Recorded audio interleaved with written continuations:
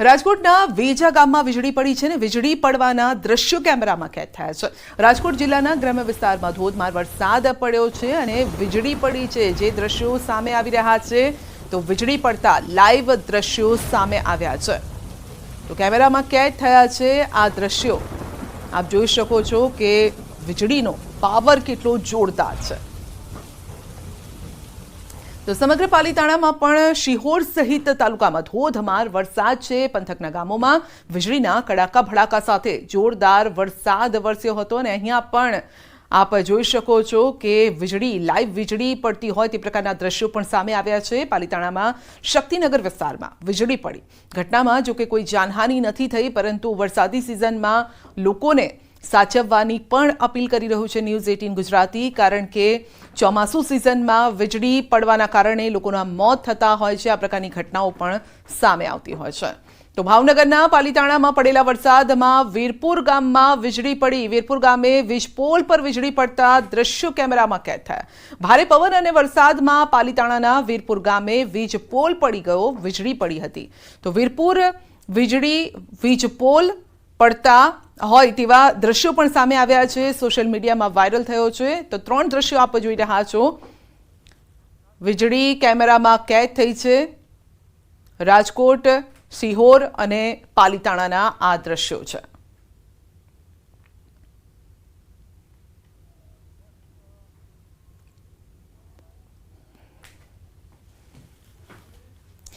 તો તંત્રની કેવી ઘોર બેદરકારી છે તે અમે આપને બતાવીશું ને આખો ઉનાળો ગયો પરંતુ મનપાના કોઈ અધિકારી કે કર્મચારીને અલગ ત્રોપજનો રોડ બનાવવાનું ન સૂચ્યું। હવે જ્યારે વરસાદી માહોલ છે અને ત્યારે જ શહેરમાં વરસાદ વરસી રહ્યો છે ત્યારે અચાનક જ તંત્રને રોડ બનાવવાનું યાદ આવ્યું છે અને આ દ્રશ્યો કદાચ કોઈએ પહેલીવાર જોયા હશે કે ચાલુ વરસાદમાં રોડ બનાવવાની કામગીરી થતી હોય। એવું કહેવાય છે કે પાણી અને ડામરને જરા પણ નથી બનતું। હવે વરસાદમાં રોડ બને તો કેવો બનશે આપ સમજી શકો છો। ભારે વરસાદ આવે તો આ રોડ પણ ધોવાઈ જાય। તંત્રના ચોપડે શું દેખાશે કે અલંગ ત્રાપજનો રોડ હમણાં જ બનાવ્યો છે। મનપાના તંત્રએ કરેલા બુદ્ધિના પ્રદર્શનને લોકો પણ ટકોર કરી રહ્યા છે કે આ રોડ કેટલો ટકશે।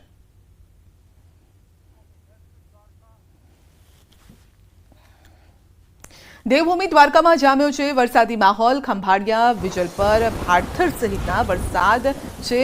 આ તમામ વિસ્તારોમાં ધોધમાર વરસાદ પડતા ખેડૂતોમાં પણ ખુશીની લહેર છે। ભારે પવન સાથે વરસાદ પડતા વૃક્ષો અને વીજપોલ ધરાશાયી થવાની પણ ઘટના સામે આવી છે। ત્યારે ખેડૂતો કહી રહ્યા છે કે અગાઉ કેટલાક ગામોમાં ખેડૂતોએ વાવણી કરી હતી। વાવણી બાદ પ્રથમ સારો વરસાદ થતા મગફળીના કપાસ સહિતના પાકને નવું જીવન મળ્યું છે।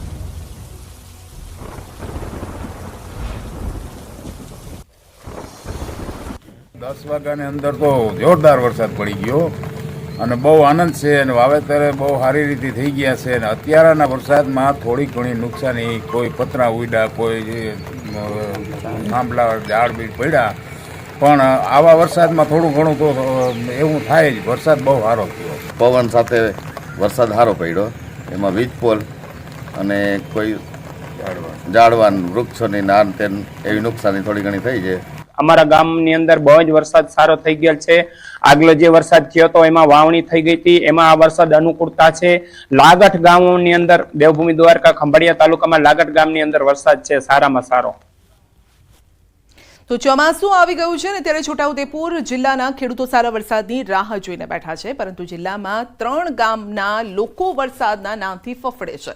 બોડેલી, અલી ખેરવા અને ઢોકલિયા ગામના લોકોને ડર લાગે છે કે વરસાદ આવશે અને બધું જ તાણીને લઈ જશે અને થાય પણ કેમ નહીં, કારણ કે છેલ્લા કેટલાક વર્ષોથી આ ગામમાં ઘોડાપૂર આવે છે, પાણી ભરાય છે, જાનમાલને ભારે નુકસાન થાય છે। ગામમાંથી પસાર થતા કોતરો સાંકડા બની જાય છે અને સાથે જ સફાઈ ન થતા વરસાદી પાણી ભરાઈ જવાથી પૂરની સ્થિતિ નિર્માણ પામે છે। તો ભારે વરસાદમાં આસપાસમાં આવેલા મકાનો પાણીમાં ડૂબી જાય છે। ચોમાસું આવતા જ લોકોને પોતાની ઘર વખરી લઈને અન્ય જગ્યાએ સ્થળાંતર કરવાની ફરજ પડે છે। લોકો ધાબા પર પીવાના પાણીની ટાંકી ચઢાવી દે છે, જેથી પૂરની સ્થિતિમાં લોકોને પીવાનું પાણી મળી રહે। ગ્રામજનો વર્ષોથી સમસ્યાના નિરાકરણ માટે આજીજી કરી રહ્યા છે, પરંતુ કોઈ સાંભળતું નથી અને તંત્ર સામે લોકોમાં રોષ છે। આવ્યું ને તો આ બહુ તોડી તાળી બધું મારું તણાઈ ગયું. આ બધું કશું ના બનાવેલું લખાઈ જ જા તમારું આવવાનું કરી આલશું એવું કઈને લખી જ જા તને એ લખી જ જા. કોઈ જોવા કે કોઈ કહેવાય નહીં આવતા બોલો. તો કચકડું મેં માંગી લાવી ને ગામે માંગી લાવીને કચકડું લાખ્યું. જો પેલું જો હેલું રહ્યું જો ઘર આ મકાન બીક લાગે ઊંઘ નહીં આવતી. આખી રાત જ બેહી રહ્યા અમે આખી રાત બેહી રહ્યા બધું તણાઈ ગયું. પતરા બતરા બધું તણાઈ જો પેલું ઘર પડી જાય પડજો નહીં બનાવતા. તો અમે કેટલી વખત કહીએ તમારા પગે લાગીએ ભાઈ હાથ પગ જોડીએ બરોબર તમે અમારું જરા કોતેડું હાથ કરી દો તમને કહીએ છીએ કે અમે મદદ કરશું નહીં કરીએ એવું થોડી છે અમે બી મદદ કરશું પણ લોકો કોઈ સમજતા નથી.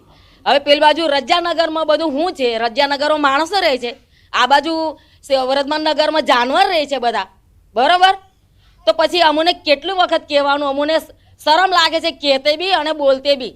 પાણી જબરદસ્ત પાણી આવે છે પાણીની વ્યવસ્થા અમે કરી લઈએ છીએ પણ તમે કમસે કમ સુધારો તો કરો આ કોતેડાનો સુધારો કરો એમ.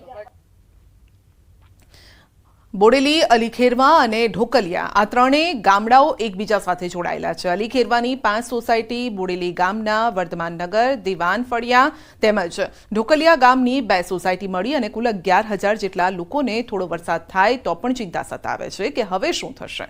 દર ચોમાસે આ સમસ્યા સામે આવીને ઊભી રહે છે. 2 વર્ષ પહેલા પડેલા ભારે વરસાદમાં આ વિસ્તારોમાં તમામ મકાનો પાણીમાં ડૂબી ગયા હતા. ઘરવખરી અને પશુઓ તણાઈ ગયા હતા અને લોકો જીવ બચાવવા 24 કલાકથી વધુ સમયથી ધાબા પર બેઠા હતા. બાદમાં એસડીઆરએફે લોકોનું રેસ્ક્યુ કર્યું અને તેમને બચાવ્યા. જે તે સમયે સીએમ ભૂપેન્દ્ર પટેલે પણ આ વિસ્તારની મુલાકાત લઈ તાત્કાલિક સમસ્યાના નિરાકરણનો આદેશ આપ્યો. જોકે સ્થાનિક તંત્ર સીએમના આદેશને પણ ઘોડીને પી ગયું. આજ દિન સુધી કોઈ નિકાલ નથી આવ્યો. સ્થાનિક નાગરિક હોવાના નાતે મારી ત્રણે પંચાયતોને અપીલ છે, નમ્ર અપીલ છે કે આ બાબતે કંઈક ઘટતું કરે. તંત્ર કોની રાહ જુએ છે? કોઈ ઘટના ઘટી જાય ત્યારે આજથી 2 વર્ષ પહેલા જ્યારે અતિવૃષ્ટિ થઈ હતી પાણી ભરાયું હતું ત્યારે લોકોના એક માળ ડૂબી ગયા હતા. નાવડીઓની અંદર રેસ્ક્યુ કરવામાં આવ્યા હતા અને અમે લોકો સ્કૂલોમાં ધાબા પર લોકોના ઘરે નિરાશ્રિત થઈને પડ્યા હતા. 24 કલાક સુધી ખાધા પીધા વગર પણ કેટલાય લોકો રહ્યા. કોઈકના બકરા જતા રહ્યા, કોઈની ઘર વકરી જતી રહી, કોઈનું ફ્રીજ જતું રહ્યું. ઘણું બધું આર્થિક નુકસાન પણ જે તે સમયે ભોગવવામાં આવ્યું છે. તો આ તંત્ર અમારી બાજુ આ બાબતે પૂરતું ધ્યાન આપે. અમે પણ આ દેશના ગુજરાતના આ ગામના નાગરિક છીએ. અમારી બી માંગણી છે કે સરકાર અમારી બાજુ પણ ધ્યાન દે. સામાન્ય વરસાદમાં જ આ વિસ્તારમાં પાણી ભરાઈ જાય છે અને લોકોના શ્વાસ અદ્ધર થઈ જાય છે. વરસાદ વિરામ લે ત્યારે જ વર્ધમાન નગર દિવાન ફળિયા ઢોકલિયા વિસ્તારમાં રહેતા લોકોને હાશકારો થાય છે. સમસ્યા પાછળ તંત્ર સાથે ત્રણેય ગામની પંચાયતોને પણ જવાબદાર માનવામાં આવે છે. પ્રી મોન્સૂનની કામગીરી ન થતા હરખાલી કોતરમાં પાણી ભરાય છે અને ગામના માજી સરપંચનું કહેવું છે કે કોતરોની સફાઈ કરી કેટલીક જગ્યાએ નવી પાઇપલાઇન નાખવામાં આવે તો સમસ્યાનો ઉકેલ આવે. મૂળ કારણ અલીપરા 4 રસ્તા છે.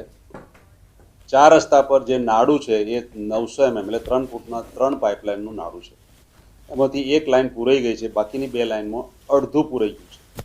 અને જો એ બદલી અને 1200 mm ની 2 લાઇન કરવામાં આવે તો અલીપરા તો ચોક્કસ ઉગરી જશે. એમાં કદી પાણી આવવાનું નથી. અને સ્વાગત કાર્યક્રમ 27 જૂન 24 કલેક્ટર લેવાના છે.